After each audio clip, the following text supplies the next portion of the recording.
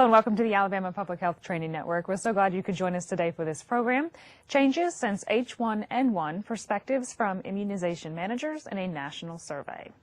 Our objectives today are to highlight ways collaborations between immunization and emergency preparedness programs were improved during the H1N1 response and identify generalizable strategies in preparing for future responses. We'll identify budget-related challenges faced by programs during H1N1 and examine tactics programs used to overcome them.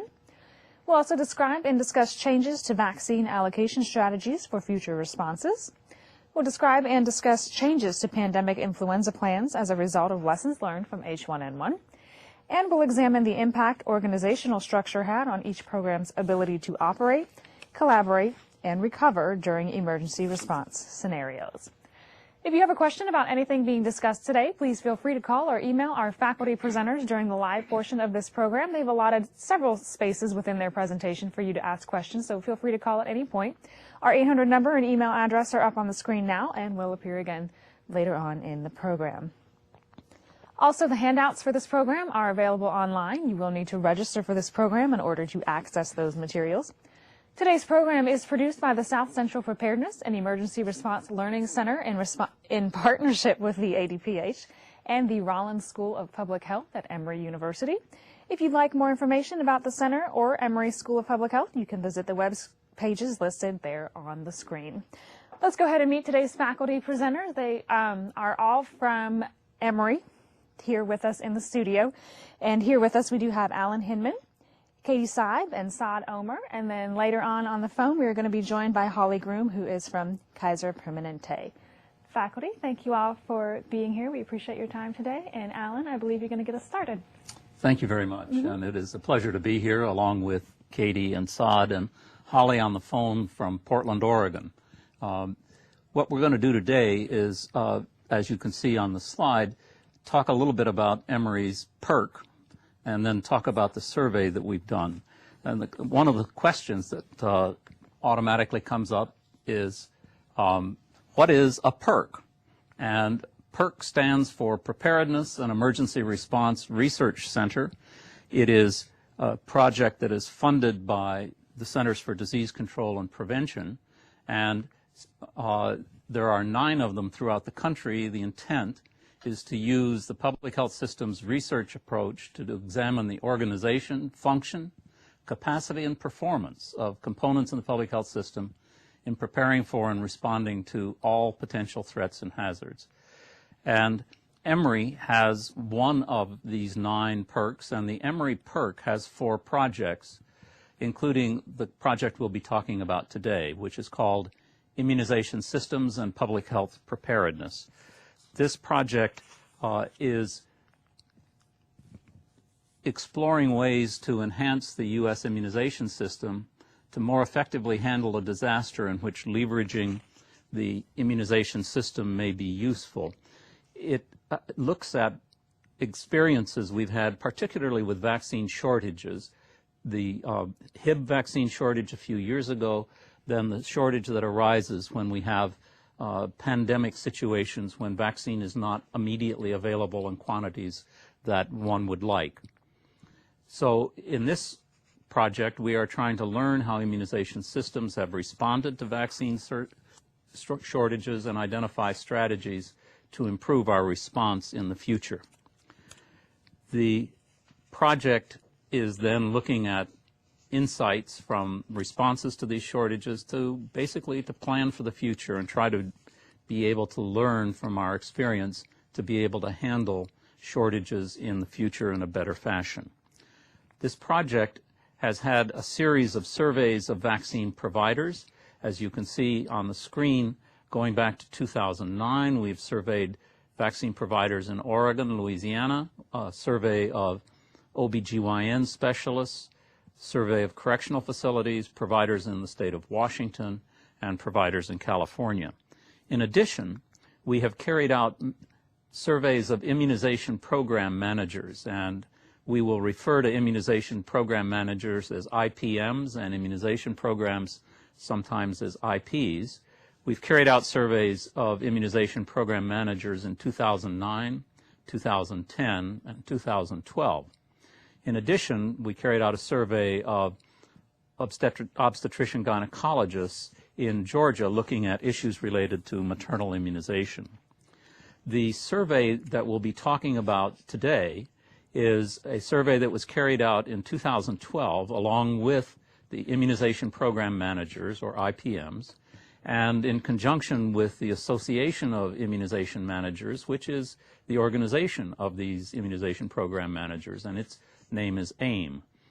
The survey was developed through a focus group meeting at CDC with immunization program managers, and then in further discussions with the Association of Immunization Managers Research Subcommittee. The survey was mailed to the 64 immunization program managers in the United States, its districts and territories. These are all of the immunization programs that are funded by CDC. It includes all 50 states, 6 cities, and 8 territories. The survey was mailed out to them. We had a 95% response rate. We have been very fortunate in our surveys of immunization program managers and our other surveys to get really quite high response rates. We typically provide some incentive to the respondents to encourage their participation. Since immunization program managers are state employees, obviously we could not provide them with the kind of incentive we often provide to providers, which is a gift card.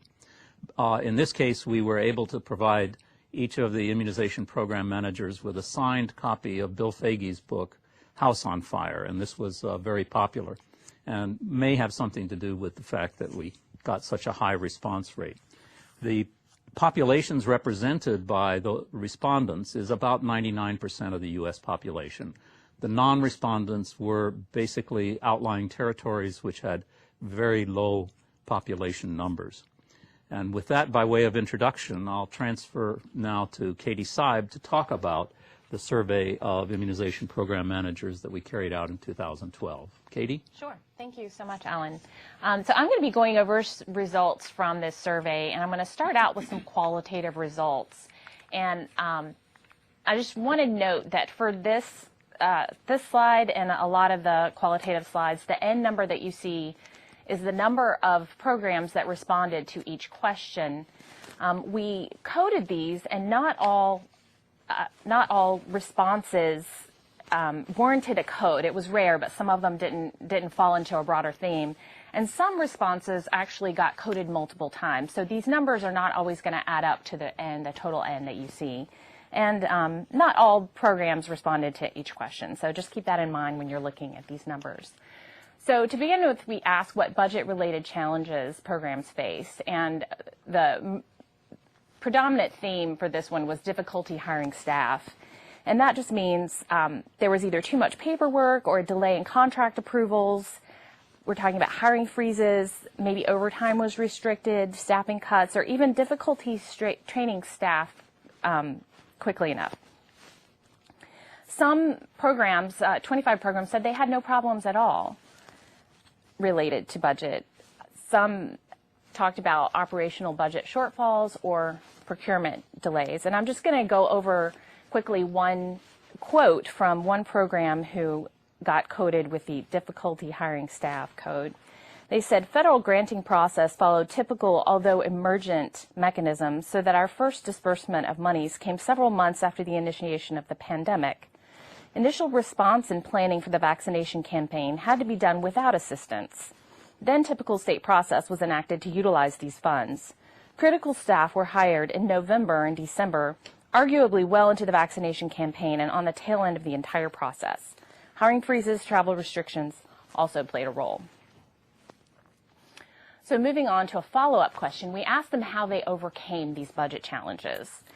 So some programs said that they were able to increase staff they were able to do so by using volunteers, temporary employees. They were allowed overtime or borrow staff from another agency, and the two agencies cited were the National Guard and the CDC. Some programs overcame challenges by executive order. Specifically, some cited declaration of emergency really helped release funds quickly. There were expedited processes, including hiring or workflow. Some were unable to overcome or had to make do, or were able to increase funding. So then we ask another follow-up question: who or what most help you overcome these challenges? And we had people citing executive administration, other health programs, funding, temporary staff. Some cited outside organizations, and that included the National Guard and CDC. It also included bona fide agents to help with grant submissions, grant applications. Some used experience from previous responses, and others were able to defer some of their normal work. And one of the responses that falls under executive administration, I'm just going to share that with you. One program said the H1N1 planning group worked well together and went above and beyond to overcome our challenges. The team consisted of the Department of Health Medical Director, the IP Director, the Public Health Preparedness Director, and the Vaccines for Children Coordinator. The Immunization Director pulled all staff from normal responsibilities to implement the response. Vaccine ordering and all documentation was managed by Vaccines for Children program staff. Outreaches were coordinated and implemented with the assistance of immunization clinic staff, and registry staff tracked doses administered through collection forms, and administrative staff ensured the response team had the resources it needed and also worked at outreaches. So that's just one example of how executive administration helped a program. So then, changing subject slightly, we asked how they would change their vaccine allocation strategy in a future pandemic. Or we asked if they would, and then for the ones that said yes, which was 35%, we asked them how. And the predominant theme here was tailor to the event, meaning it would depend on the circumstances, CDC directives, or disease-specific scenarios. Others said they would use population-based allocation. Another prominent theme was clarifying priority groups. Some said alternate allocation, targeted clinics, a faster response, either by distributing sooner or opening to non-priority groups sooner. So I'm going to share a couple of examples here. Under using population-based allocation, one program said the variety of vaccine formulations and unpredictable federal allocations made distribution extraordinarily complex. Early on, we shifted to a shared distribution at a large local public health agency, and pod distributions could be a potential option in a future event. In terms of clarifying priority groups, one program said there was a concern at the local and regional level regarding the definition of healthcare and emergency medical service personnel, whether the priority group definition included fire and police personnel, and some providers recommended that school nurses and teachers should have been considered. So that's one area for clarification in a possible future event. So then we asked them if their pandemic influenza plan had been updated, and almost 70% said that they had. And then we asked them how they had changed it, what are the most important ways that it had changed. And these themes fell under communication. And better communication here means between agencies as well as providers, and better defined roles of agencies was a really prominent sub-theme under communication. Strategic vaccine allocation, meaning updated or better defined vaccine allocation strategy, or better management of vaccine storage and ordering. Updated planning, meaning planning for specific scenarios such as H5N1, or updated guidance materials. Others have increased their partnerships with providers, stakeholders, local health departments, pharmacies, and schools. Others have enhanced their electronic ordering and enrollment systems. Other themes were improved staffing, training, surveillance, and improved data collection. So we asked programs if they had plans to increase the number of vaccine providers offering seasonal flu vaccine. And the response choices we gave them were yes, no, and not applicable. And we defined not applicable to mean we already have a strong relationship with this provider type. So we asked them about schools, hospitals, OBGYNs, pharmacies, high-risk providers, and community vaccinators. And the 42% of programs said that they had plans to increase the number of providers at school clinics, 37 with hospitals, 33 and 31 with OBGYNs and pharmacies. And another thing to notice is that 50% of programs said they did not have plans to increase providers in the high-risk category. We also ask if they, sorry about that, a glitch in the slides. Okay, so we asked them how they plan to increase the number of providers offering flu vaccine. And this was a qualitative question. So the themes here were outreach to the specific provider types that they were targeting, and school-located vaccines, pharmacists, and obstetricians were mentioned here. Education of providers and surrounding community, collaboration with outside organizations, and the ones mentioned were American Academy of Pediatrics, the Department of Health, pharmacy boards, United Way, Diabetes Prevention, and the Flu Advisory Board. Others said they would increase clinic types. Others pointed to general outreach and electronic reporting. So other relevant policy changes made since H1N1. Here, among the respondents, changes to the immunization registry and collaborations with preparedness and local health departments. Other themes were supporting specific provider types. Again, OBs and pharmacists were predominant here. And then healthcare worker priorities, including training and education or even requiring vaccination. And some said localized allocation. Under the category of collaboration, one program said, we maintain a seasonal influenza task force which includes representation from the Emergency Preparedness Program, as well as partners from state agencies and community-based organizations. We organize community clinics in the partnership with the emergency program on a regular basis. And then in terms of supporting specific provider types, one program said, we attempted legislation during the last legislative session to formalize training for pharmacists related to vaccine administration, storage, and handling. We will continue to pursue policy on this topic. So you can see that's an important emerging area. So the next few slides that I'm going to talk about are shifting from policy to relationships between immunization programs and emergency preparedness programs. So we asked programs if they thought that the emergency preparedness program has a good understanding of the role or structure of the immunization program, and 80% said yes, which is encouraging. We asked them if they thought their relationship with emergency preparedness was strengthened as a result of their response during H1N1, and 64% said yes, it was strengthened, and only 2% said it was weakened. 30% said it was the same. And one quote from a follow-up question to these was, one program said, although preparedness has a good understanding, more work can be done to increase collaboration and awareness of the role and the structure of the immunization program. This will be accomplished through increased participation in cross-program planning meetings, joint response exercises, and a general collaboration, all part of the new CDC grant requirements for our immunization programs. And I think you'll see in some of our results later on may be eventually mitigated by these new requirements. So we just asked them to describe what factors contributed to a change in the relationship, and collaboration was the main theme. Others were education and communication, educating each other on the issues in each program and better understanding of each other's roles.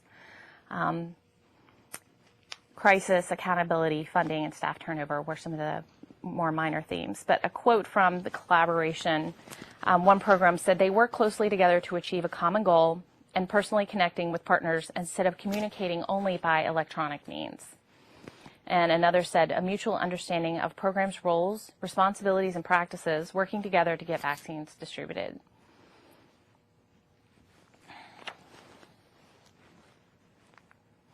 So we ask a series of questions about some collaborations between the programs. And I'll go over these. These are sort of aggregated here, and then we ask more probing questions about a few of them, which I'll follow up with. But in terms of meeting routinely to improve collaborations, about 50% said that they had.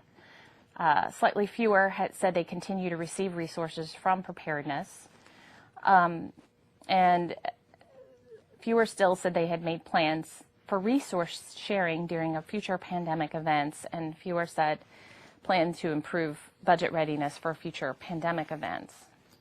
So a follow-up to the second one, we asked them how are these funds that they're still receiving being used. And the 41% that said yes, we're getting these funds are who answered this question, and they said it was being used for staff, emergency supplies, registry improvements, pandemic planning, meetings, and then for the third one, we asked them to describe any plans that had been made about sharing funds for future pandemics. And again, for the last three, the no category is consistently 60% of programs saying no, we haven't done these things. But for the ones who did, we asked them to describe, and those codes were, they had the first one is sort of a general, they said, yeah, we've had discussions, but they didn't elaborate on the plans.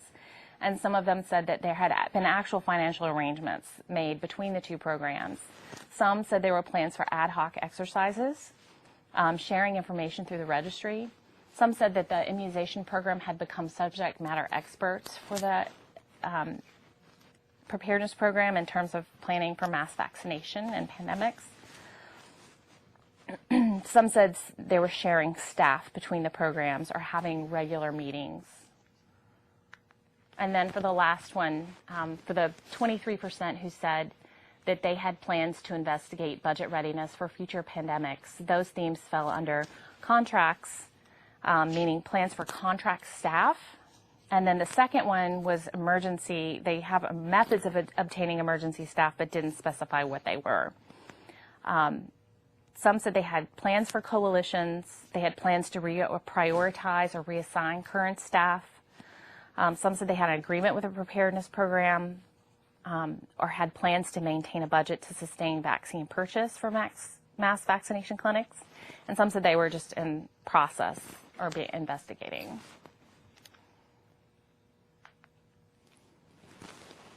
So we asked how the structure of the health department either promoted or hindered their collaboration with emergency preparedness.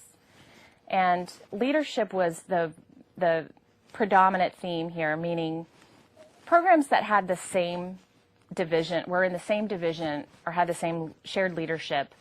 In that case, it promoted collaborations. For programs that had different leadership, that hindered collaborations.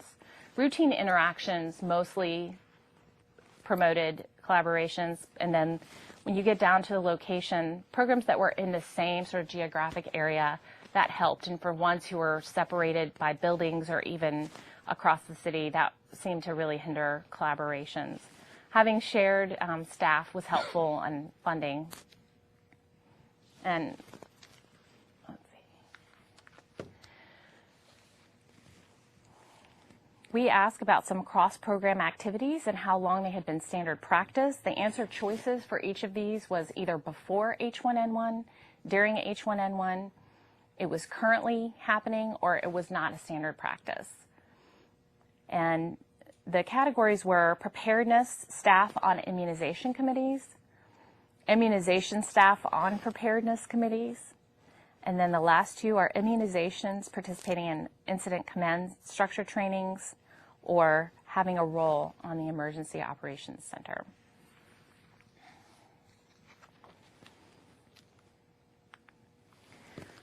So we ask about provider enrollment during H1N1 and was there an increase in the Vaccines for Children program by each of these provider types? 48% of programs said that they had increased the number of general practitioners in their Vaccines for Children programs. Also the same amount for OBGYNs. 43% said they had increased specialists. 38% said they had increased the number of hospitals participating. 38% said they had increased the number of pharmacies.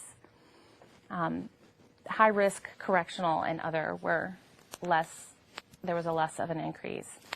And then for this next slide, you'll have to look, this is actually being presented as absolute numbers and not percentages. It was a little confusing with the percentages. So we ask of those who had joined VFC during H1N1, which ones were still active. So it's the same provider category groups, and the answer choices were most, some, and none.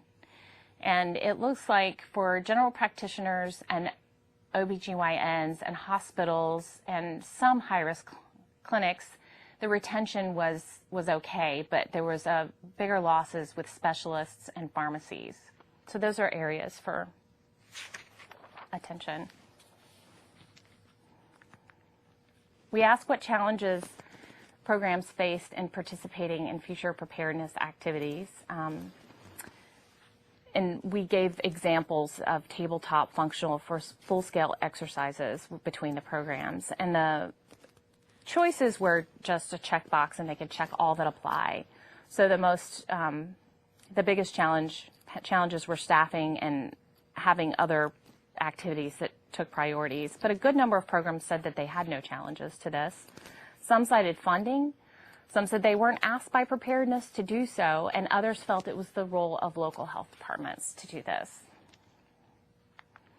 So then we asked about if they had autonomous health departments in their state, and if so, did it present any specific challenges during H1N1? And 35% said no. 35% said yes, but it presented no particular problems during H1N1, and then about a third said, yes, we have them, and there were specific challenges. So we asked them to describe the challenges that were specific to this and how they overcame them. And the biggest challenge by far were just having inconsistent guidelines. This meaning that not all the local health departments in the state or jurisdiction followed the same priority and distribution guidelines. Some felt that different local health departments needed more clarification and communication than others, and some had local health departments that were hesitant to get involved and didn't necessarily want to volunteer staff. And there was some confusion in the public when inconsistent approaches were used. Ways to overcome the three ways that people cited were communication, education, and regionalization. And what's not sort of elucidated here is whether the programs that said, yes, we have autonomous programs, but it didn't cause any problems, whether or not what they were using, if they had good communication programs or if they had regionalized their health departments. So that's what's sort of not captured there. We asked programs to explain 3 decisions that occurred during H1N1 that they would manage differently in a future pandemic. And the predominant theme here was vaccine planning. And some of the sub-themes under vaccine planning were expanding access to the vaccine earlier, expanding priority groups to include other groups earlier, and identifying additional vaccinators earlier in the response. And some people acknowledged that these weren't necessarily under their control, but that would be their preference in a future pandemic. Some pointed to staffing, that they would either reduce the number of staff to man certain mass clinics, or they would assign personnel to specific lead positions. Some pointed to internal communication, that better communication, working with different organizations, clarifying roles. This is a theme that comes up again and again. Some talked about easing provider registration. They recognized that that was a big problem for providers to provide the vaccine. And then a couple talked about public outreach. And I'm going to just give one example. One program said, we allowed the local health department to manage the entire inventory allocated to their jurisdictions for the first 8 to 10 weeks. We would probably begin allocating vaccines to other providers sooner in a future pandemic. So that's just one example, but now I'm going to go into a bit of a case study from this response. One state gave some really detailed and well thought out responses to this, and they were around federally qualified health centers, specifically pharmacies, dealing with first responders and prophylaxis, and standardization of standing delegation orders. So in regards to the federally qualified health centers, This program said that they would clarify the role of these centers in a disaster response system, and specifically in the private pharmacy network, with the explicit notation that these centers serve a defined patient population who have already established a doctor-patient relationship. They provide pharmacy services to established patients only, not the public at large. So these were areas, I think, of confusion during H1N1. And that they would also charge a sliding scale fee for physician visits, and they would make it clear that they're not a free clinic. So in regards to first responders and prophylaxis and the confusion that sometimes happened there, they said they would prefer to educate first responders on when and under what circumstances the prophylaxis would be offered and the limitations of these medications. And they gave an example that in a future event, the availability of a prophylaxis would depend on illness severity, likelihood of transmission, the extent of patient contact, the availability of stock, and other epidemiological factors, and that they would revise plans and operational guidelines to include language that was sensitive to this decision-making process involved in determining when and under what circumstances prophylaxis would be made available to first responders. And they would also identify opportunities to review plans and procedures as related to prophylaxis for other infectious diseases or even bioterrorism incidents. So in regards to standardization of standing delegation orders, this program said that their standing delegation orders were needed to allow non-physician personnel greater scope of practice to support health and medical response activities, and they didn't have all the needed orders available for personnel at the statewide level. However, some health service regions were able to create additional delegation orders needed to allow nursing personnel to provide additional duties under the scope of practice, and it was effective. So they said in the future they would develop templates at the state level for all medication in the strategic national stockpile. So a couple more slides and then we'll have a period of discussion. So if you have questions about anything you've seen, start thinking about how you want to get those to us. We also ask if programs change the law or policy that gave authority to pharmacists to administer vaccine. And about 20% said that they had already done this before, 20% said they had done it after H1N1, and about 30% said that they had changed the policy. A good number of programs already had this in place before H1N1. So we asked them what the rationale behind the changes were. And among the respondents, the predominant theme was just that it gave pharmacists the ability to vaccinate a wider age range. Some said that pharmacists were pushing to be able to give these vaccines, and some it just said that the law or policy gave pharmacists the ability to give a wider variety of immunizations. So that is, before I hand this over to Saad Omer, I am going to let Alan share some thoughts with us, and then we'll take questions. Right, and so while you're considering your questions and calling or emailing them in, just my take-home messages from this part of the presentation are that the biggest problems that states had were in hiring staff, and that executive leadership and support from other public health programs, particularly the emergency preparedness programs, were the biggest help in trying to overcome these. About 2/3 of the programs updated their pandemic plan in the wake of H1N1.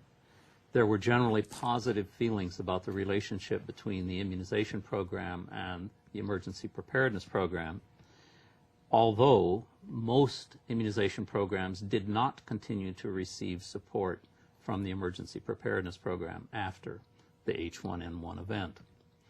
There was an increase in vaccines for children providers enrollment during the course of the H1N1 event.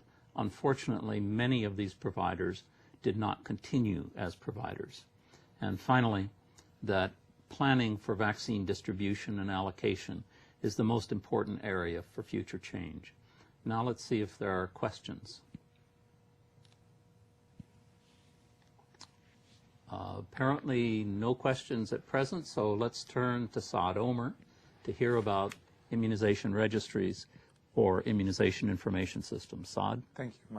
My name is Saad Omer. I'm the project director for the Immunization Systems project within Emory-PERC. So we asked several questions about IAS or immunization information systems from our respondents, and one of the questions was, what was the legal requirement in your jurisdiction regarding the data entry or submission, etc., prior to the pandemic when it comes to IAS? Approximately half of them encouraged, only a quarter of them had mandatory requirements, and there's a mix of others for approximately 15%. And these other included only required for children, no IAS or non-functional IAS in a small proportion of our respondents, no legal requirements, and only public clinics. We asked about laws or statutes or policy or practice during or after the pandemic in which the district, in which the jurisdiction changed the law or policy that required providers to enter data or submit data directly into the IAS. And the biggest chunk for both law and policy was that they didn't have such a law or practice. And approximately 15-20% already had it in place, either a law or policy, and a small fraction, approximately 15-20%, had changed during or after the pandemic. We asked them whether any policy changes since H1N1. The qualitative themes for this response revolved around requiring entry into the registry within a given time frame when not required previously. For example, wider range of ages or more vaccines were included in terms of these changes, and other than state or city IAS. So we asked about, one of the responses was that if it was already required but not accelerated efforts or new enforcements. We asked about challenges, whether that some of the providers faced as a result of these changes. The qualitative themes were technical problems such as with entering data into the IAS and issues related to the internet and getting online, etc., and increased workload due to the need to the higher need for reporting immunization, education, and training. And then there was some responses about general resistance. We asked whether they had plans to improve provider participation in the immunization registries for several of the groups. And it's interesting to note that a lot of them said that they did have plans, especially for pharmacies, hospitals, etc. And the NA response is of note here because this, the way we describe the question, this implied that this group already participates in the IAS for these respective states. And again, the current participation, etc., or previous participation was the highest in pediatricians.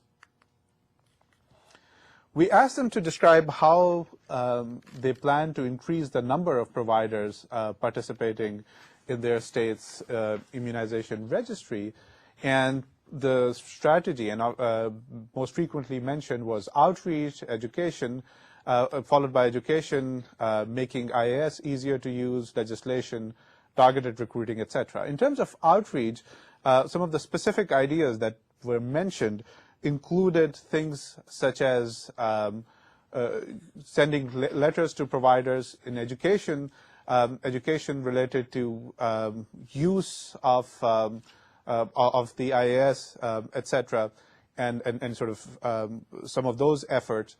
In terms of IAS level changes to make it easier to use, that included both usability component, but also connection with HL7 and all sorts of other standards, and better integration with electronic medical records.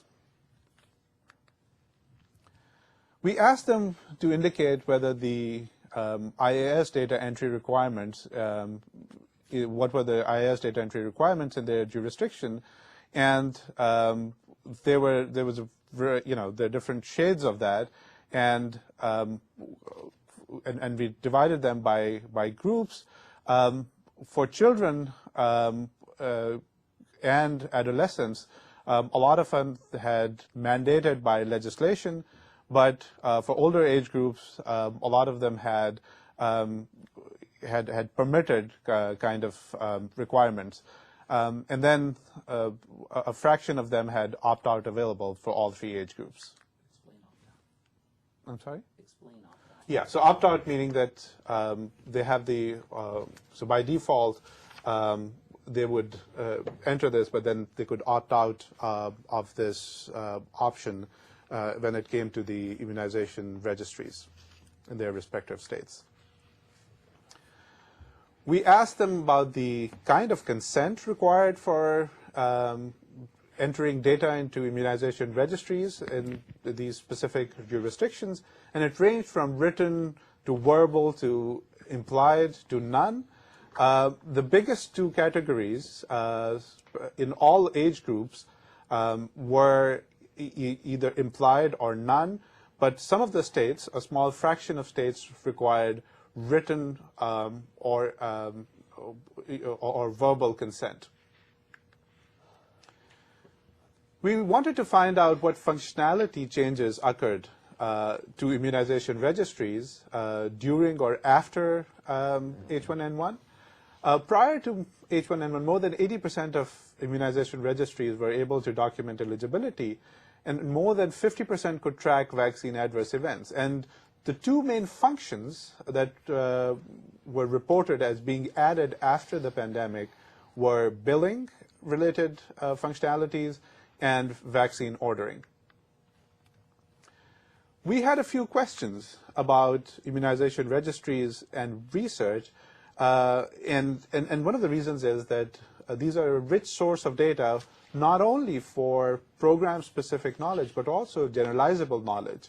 And especially as immunization information systems mature, that's a good opportunity for different jurisdictions to contribute to generalizable knowledge. And so for the purpose of the next few survey items, we defined the term research, and that was included in our survey so that at least respondents were clear about what we meant by research.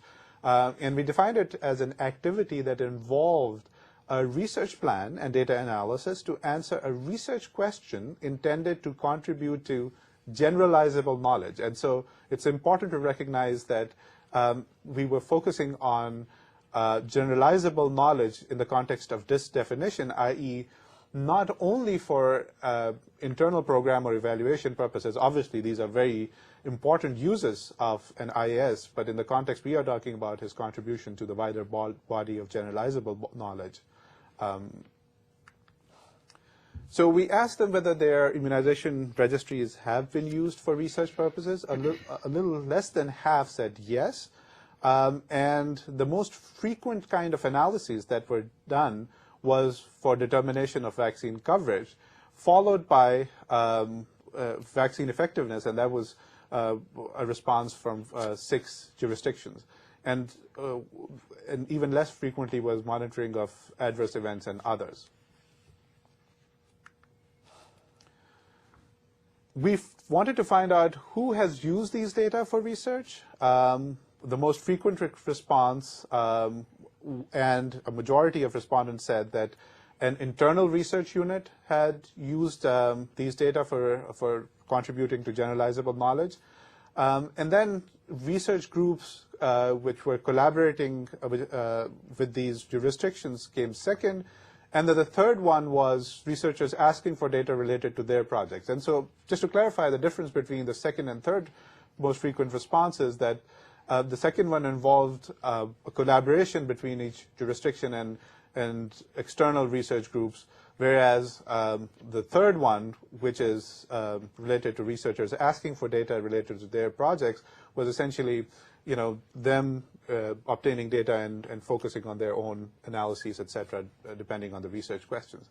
And a yet smaller fraction, but an encouraging level in the context of preparing the next cadre of public health workforce, both in terms of practice and research, was that these jurisdictions contributed to a reasonable proportion of these jurisdictions contributed to students' educational needs related to dissertation, etc. And some of the more innovative, at least in our group, some of our most or more innovative analyses have come about during these kinds of endeavors by our students. So the next one is, we wanted to know what were the barriers to conducting research within an immunization registry. The biggest one cited was, and it was cited by a majority of respondents, was time, followed by too few employees, funding, data security concerns, and these were both, in terms of qualitative responses, both based on federal requirements, but also institutional and state level requirements as well. And then there were some concerns about data quality, a fraction, but a substantial fraction, but that doesn't approach majority, said that it was not in the scope of activities. And then there were other reasons, including hiring freeze and other research priorities. And then we asked this direct question saying, whether they agreed with the statement that conducting research was within the IAS's, with the IAS data as part of the mission of immunization programs, because certainly in terms of justification, it varied by state, but the justification of a lot of these investments was not only to provide data for immediate program, improving immediate program effectiveness, which certainly is a very valid and worthy goal, but also to create generalizable knowledge. And a substantial proportion agreed with this statement. Approximately 54% of states or jurisdictions agreed with that, but then 16 states were neutral, and 9 of them, a small fraction, which comes out to be around 16%, disagreed with this statement.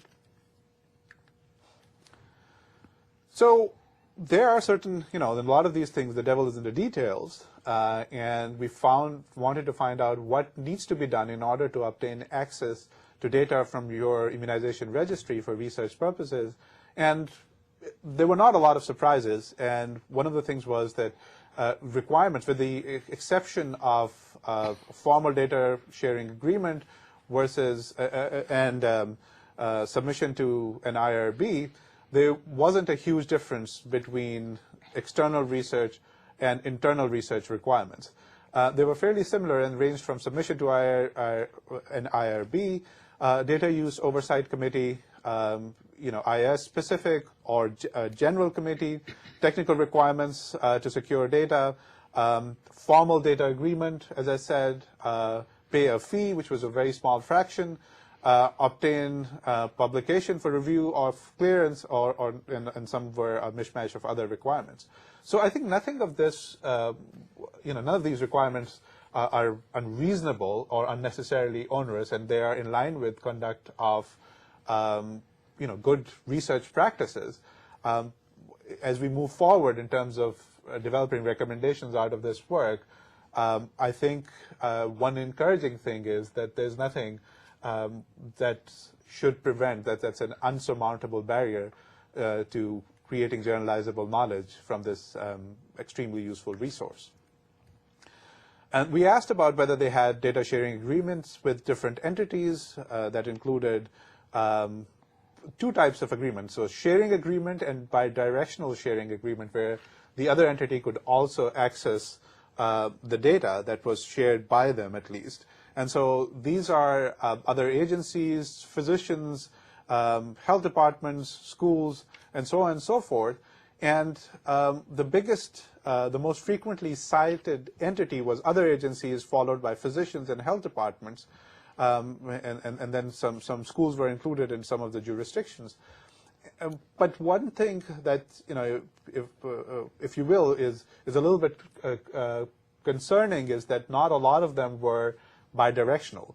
And that's important because not from research purposes, not just for research purposes, but also from sort of patient management purposes, is because a lot of programs have a lot of mobility within their jurisdiction, and so to be able to, for a provider or a health department or another agency to be able to track immunization across different provider and different sub-jurisdiction, at least within a state or within a immunization program, should be useful. And so as programs move forward, they should consider this as one of the things to focus on.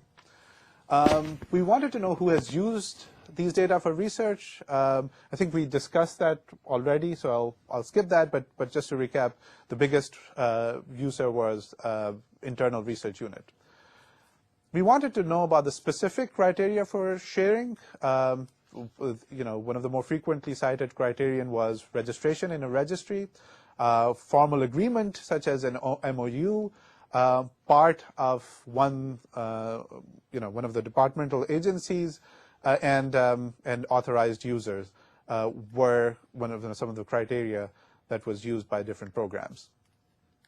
And other ones included HL7 compatibility requirement, must be an immunization provider, only have view access, that was one of the criterion imposed by some of the programs, and signed consent or organization was also included.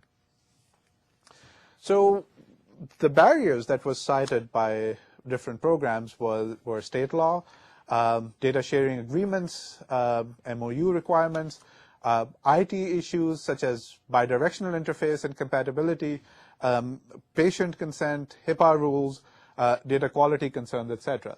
The good thing is that several states have worked around, and there's a significant proportion of states have addressed these concerns and are able to share these data with all of these or several of these requirements that apply to them. Obviously, there's variability in state law, etc. So I think there are lessons to be learned from different states about overcoming these barriers. The other barriers were not enough time, not enough staff, competing priorities of lack of interest, and a lengthy review process. So I'll pause here for a minute and let Alan summarize some of his thoughts. Okay, well, while you all think of questions you'd like to ask and either phone in or email in, a couple of things I'd like to mention. One of them is that reflecting the fact that all but one state have functional immunization information systems, most states reported using their immunization registry during the H1N1 pandemic, and several of them required the use. For example, in Louisiana, I believe, it was required that you enter all influenza immunizations into the registry in order to receive more influenza vaccine. Most of the states reported that they were planning to increase provider participation in the registry, and the most commonly mentioned areas were pharmacies, which are now an increasing provider of immunizations, particularly influenza immunization in this country, hospitals, OBGYN practitioners, and general practitioners. Turning to the question of the use of immunization registries for research, I think we tried to define research carefully, but I believe that that in many states it was difficult to really draw the line between what represents research and what represents programmatic activity. And you'll notice that the most common type of analysis that was done, research analysis, was on determinants of coverage. And the line between where that's a programmatic function and what's a research function, I think, may be a little difficult to define. So I think we may be underestimating the development of generalizable knowledge through the use of immunization registries in this country. Another point that Saad made had to do with data sharing agreements, and one of the things that I found most interesting on the slide, actually if you want to go back 4 slides you can show it. It's slide 56. One more. That's it. The narrowest gap between having a sharing agreement and bidirectional sharing, which is sort of the ideal, that it would be a two-way exchange. The narrowest gap is with online electronic health records. And that means that registries can submit information to the electronic health record as well as receiving it from it. And this is what we're really trying to aim towards. It's unfortunate that only 45% of registry acknowledge that they were used for research, although it's interesting that more than a half of respondents felt that research is, using the immunization registry, is a part of their mission. The main barriers that were mentioned were not enough time, not enough people, and then perhaps farther down the list a little bit, IRB requirements and other procedural issues. So with that, let me see if there are questions from out on the airwaves. No, but I have one, actually. Okay, well.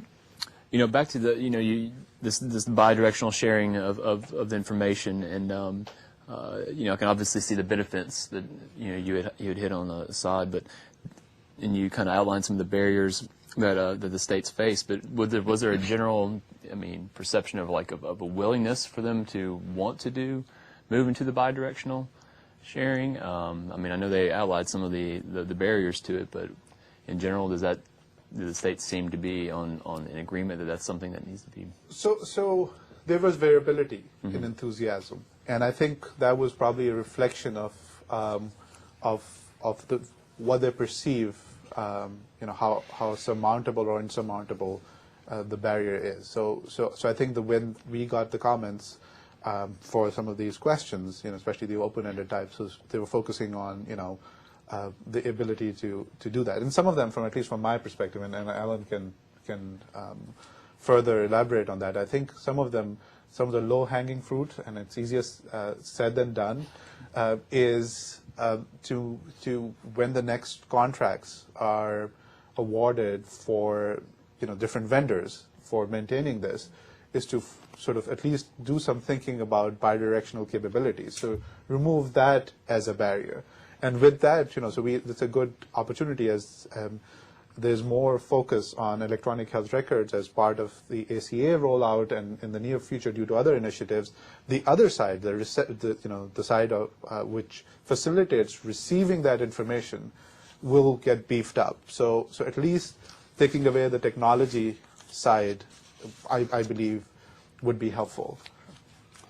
And I think it's also the case that there are many different electronic health record providers out there, and there are needs to individualize the bidirectional exchange of information with many of them because of peculiarities within the records themselves.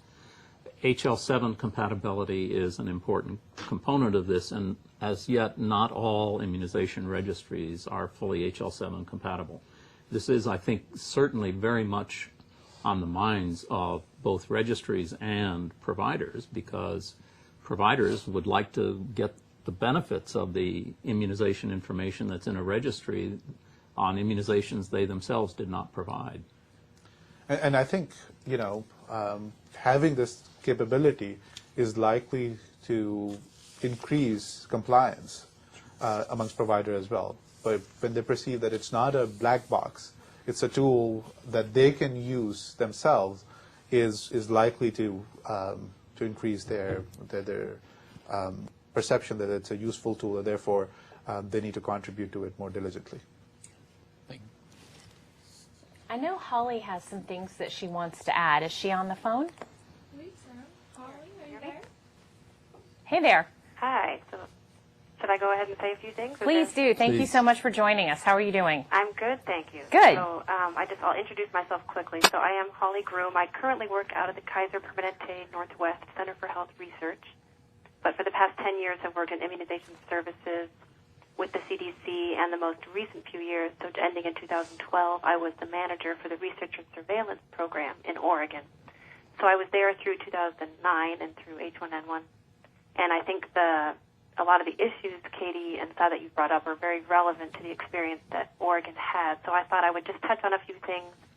Hopefully people on the phone will potentially have shared experiences they may want to touch on as well. But the first thing I wanted to go back sort of early on to your presentation, and you had talked a little bit about some of the important lessons learned through H1N1. And Oregon is a bit of a unique setup in that we house the Strategic National Stockpile Coordinator within the Oregon Immunization Program. So, and as such, we have a lot of regular engagement and involvement with the preparedness program. But even still, when H1N1 came around, there were a lot of lessons learned about that partnership, and some of the things that we implemented as a result of going through H1N1 had to do with strengthening communication channels, both within the state health department and leading out to the local health departments, and especially understanding what partnerships were that we had on the ground. So it's very difficult to form a partnership when you're in the middle of a crisis or a response, and understanding that after the fact we had to go back and work with our local health departments to really revamp pandemic plans, as you had mentioned, specifically addressing the need to have on-the-ground partnerships with organizations that can help you reach not just your immunization providers who routinely immunize, because those are not the people that typically needed a lot of help with this response, but it was the partners who were sort of non-traditional or helping you reach out to those high-risk populations. And that was the partnership piece that a lot of local health departments were challenged with thinking about and addressing when you were in the middle of a response. And then, of course, there was the issue that you didn't have a reliable and consistent availability of vaccine supply. So a lot of people had developed their pan-flu plans on the assumption that they would have adequate supplies of vaccine, and they would use a pod model or schools to distribute the vaccine, and that had to all be revisited. And that was something else that we encouraged our local health departments to go back and sort of reassess or have contingency plans for adapting to different scenarios where vaccine would not be in plentiful supply. So those were some of the areas that I think really were critical for us to rethink about, and that's ongoing. Those issues are not easily resolved, even when you have a staff member who routinely participates in preparedness, which is our SNS coordinator. We still have those communication challenges on a regular basis. Sure. The next thing that I had wanted to talk a little bit about was the issue of vaccine allocation, and we have home rule in Oregon, so we pushed all of our vaccine out for the local health departments, which made the most sense because they understand the needs specific to their geographic areas. But I think the tracking and capacity of inventory management was a real challenge for us. We built an in-house system to sort of track that distribution process because our IAS at the time didn't have anything to allow us to do that, which makes sense. That's not what it was built for. But we, after the fact, we decided to purchase a rather pricey software product that would allow us to do more, that was built specifically for inventory resource management. And we used that system for a while, and I if other people have had this similar experience, I'd like to hear about it because it ended up being a very expensive endeavor, and it was built for systems that were much more complex than ours was. And in the end, we've actually circled back and abandoned that shelf product and gone with the CDC's product, which is the Inventory Management and Tracking System, which is IMAP. And I wonder if other people have done the same over time, but I realize that there's real capacity built into that system. And over time, we have VTRAX online now, and a lot of states have come on to VTRAX since 2009. And I think that now that we have inventory modules built into VTRAX so that people are understanding that module, that management experience through the IAS, I think we have additional capacities that can be built on for future response efforts. And I look forward to seeing where IAS goes with that capacity. And then related to that, I wanted to talk a little bit about the mandate issue that was talked about. In Oregon, we do have mandates for reporting for vaccine.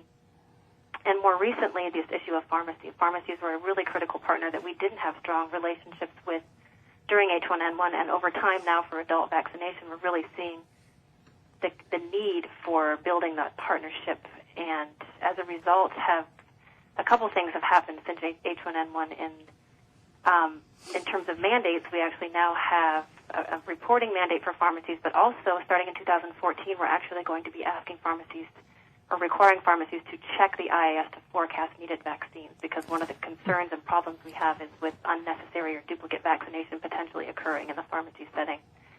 And so building in this capacity, but what we realize is pharmacies really have very little familiarity with the existence of our IAS as a resource for them to use. And I think building that partnership, we have a pharmacy internship happening in our program where pharmacy students come in and do a rotation through for a 10-week program, and it's been really instrumental in getting us back to those pharmacy schools to talk about doing an immunization module. Now that immunizations have become such a strong part of the pharmacy curriculum, we're trying to build in and teach the use of IAS as a tool, because there was a real gap in information sharing there. And then finally, with regards to IAS, so Oregon is a state immunization program, has had a research program in place, and really that's part of the mission. But a lot of changes have occurred with IAS since 2009, as everybody's well aware, and I think that the issues that were brought up in terms of bidirectional data exchange, I think while they're incredibly resource-intensive processes for onboarding providers onto bidirectional data exchange, and their competitive awards to get funding to be able to move in that direction, as we see that completeness and accuracy of those systems developing and building, the ability to do better research is really is an availability for programs, and I hope that with that we will start to see people using them more for expansive research. But having said that, I do think we in Oregon we had some real need to develop data use protocols in our program, because there are a lot of programs reaching out to us looking at using immunization data as sort of helping them figure out how well their programs might be doing. For example, they might be serving a client base, and they would be interested in using immunizations as a marker of how well their children are faring in society. We had to really carve out when is it appropriate to share the data within our IAS for use with other programs. In order to respond to an outbreak, it's certainly a reasonable use of IAS, but there are other programs where we have to be very clear in our intent and purpose of IAS, that we keep that intact and protect the use of our data so that it's being used for the means that it's initially intended. So those were some of the things I wanted to highlight. I look forward to hearing other comments from the panel or other people calling in. Well, thank you so much for sharing those. Just going back for really briefly to when you said you were working on improving communications with, I assume, local health departments, streamlining communications. Can you elaborate a little bit on how you're approaching that? Or is that something that is just ongoing? Well, I think it's ongoing. I think there are many different layers of communication. So there are communications, because so many programs become involved when you have a massive response effort, because you have leadership down through preparedness, then you have immunizations, and you have to make sure everybody is copied in that chain of communication throughout. I think those were real burdens. I think for us, coming out of H1N1, we developed a protocol for standing up response efforts with our preparedness program, so that we really had a list of the steps that need to be taken when you're initiating some kind of a response where communications are going to be going out the door. And there were additional communication liaisons hired within the state health department to help maintain and make sure that those protocols are being followed, so that everybody needs to be included, is at the table for the decisions that are being made, but that communication is then pushed out to all the people on the ground that really have to, who shoulder the burden of that response on the ground. Right, and without overwhelming them with too much information. It's right, a challenge absolutely. too. Yeah. And keeping it consistent, and obviously communication changes regularly, so that's the other piece that needs to be stayed on top of. So to address some of the IAS and research-related points, I think you made some very valid points, and I think a lot of these, things like data use protocols, or as programs get used to developing these more and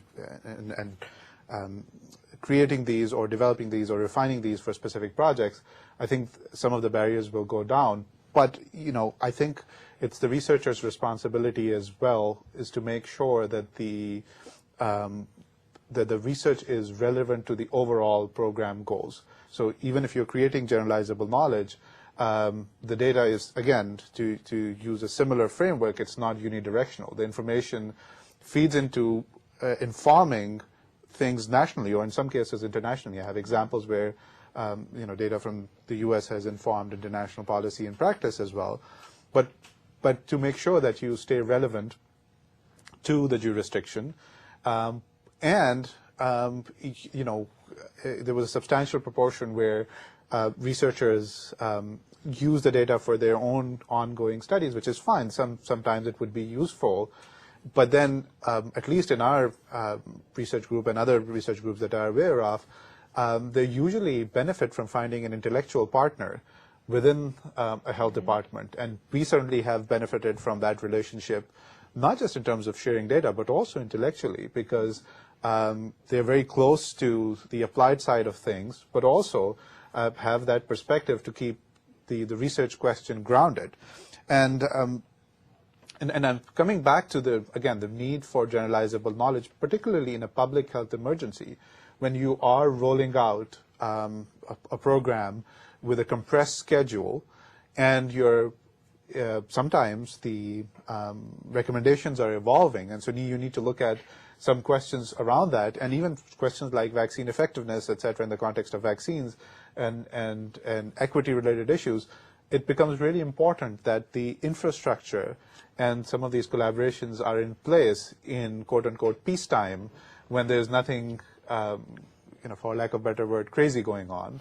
So that these collaborations can be used, this infrastructure can be used to evaluate effectiveness of for example, a vaccine or a program or any intervention that is being rolled out as part of an emergency response. Yeah. Right, and I think one of the things that you touched on earlier, Saad, was that the research that's being undertaken, particularly by an external agency, has to have some relevance to the project, the immunization program, and the registry itself, because there needs to be some kind of incentive to participate.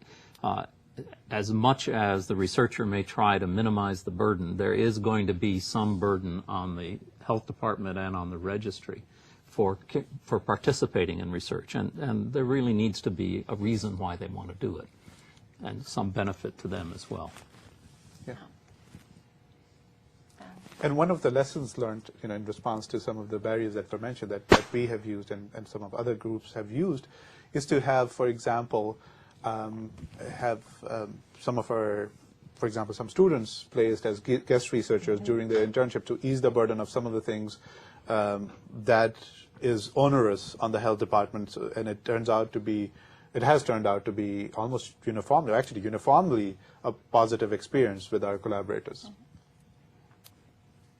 Yeah, and I think Oregon has had that experience as well. I mean, I think what I wanted to say more articulately than I did was that while IAS are there as a repository of centralized immunization information, and the intent is to improve coverage among the population, in order to continue to make those improvements, research really is needed. I think that's an integral part of reaching that mission. So while it may seem like a peripheral activity for a lot of programs, it in fact is essential for getting us even further along. While immunization coverage is high, and I think all states experience that, but additional research is needed to sort of bring us to the level where everybody would like to go.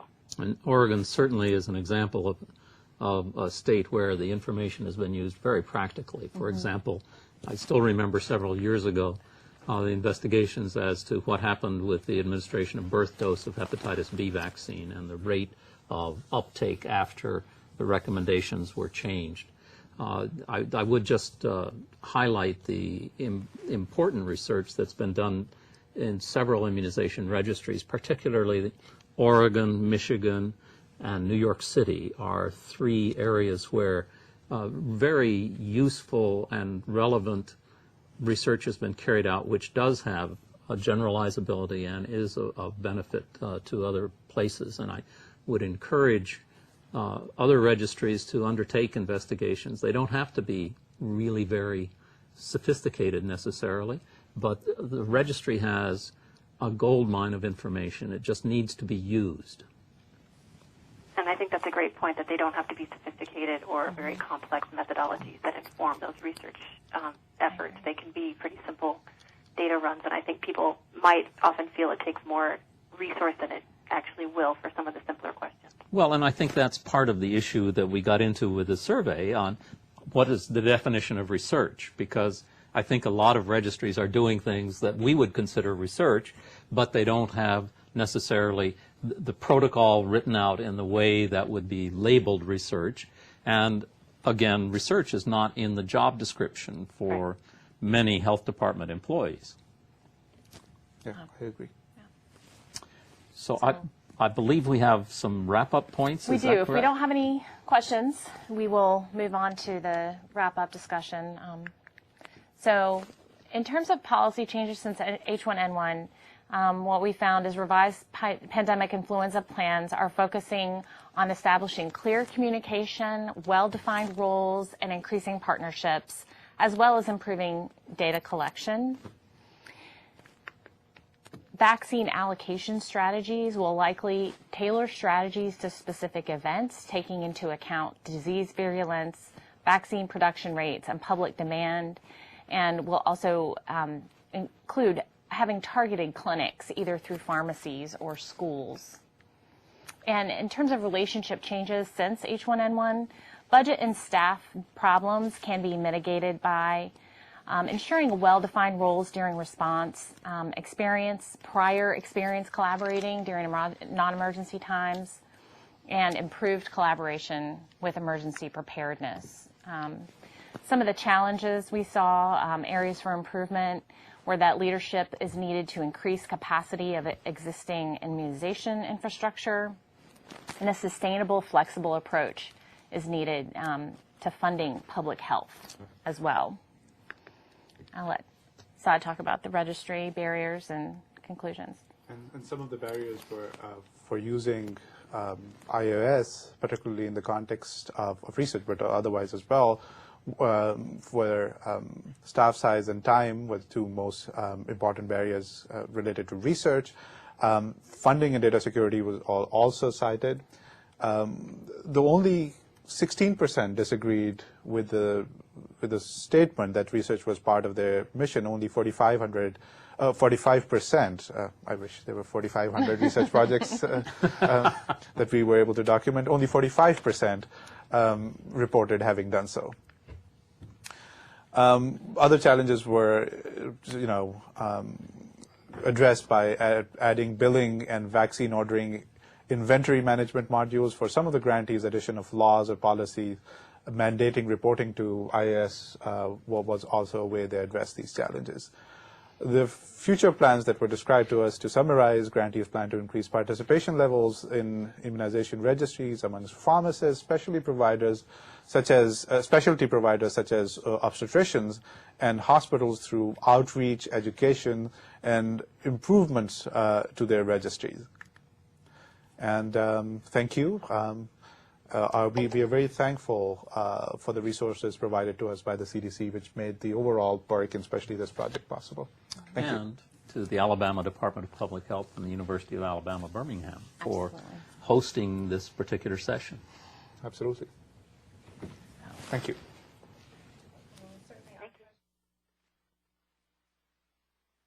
And in the research that you both are all provided, so very insightful for the folks who are watching today. Any final thoughts before we say goodbye? I know we've kind of been given final thoughts throughout the program, but anything you really want folks to remember out there moving forward? Vaccines are good. I would like to take just a second and thank the immunization program managers for their overwhelming response and their thoughtfulness in their responses that really made our research results very useful, I hope.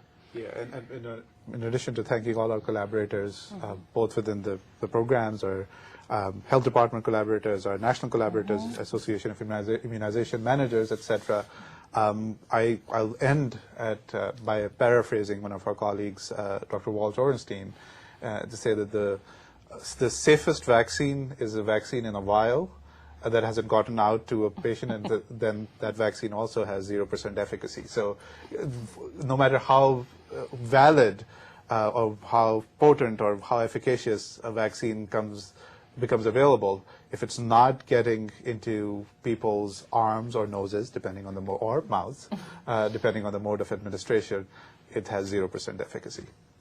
Thank you. You're welcome. Again, thank you all for being here, and certainly thank you to Holly, who joined us by phone. If you need any of the materials that our program faculty presented today, any of that research, any of those numbers, you can get all of those on our website, which is listed there on the screen. Don't forget, you'll have to register for this program in order to access those materials. This does conclude today's program. Again, we certainly hope you learned something beneficial that you can take home with you today, and we certainly hope we'll see you again back here for a future program real soon. Take care and have a great day.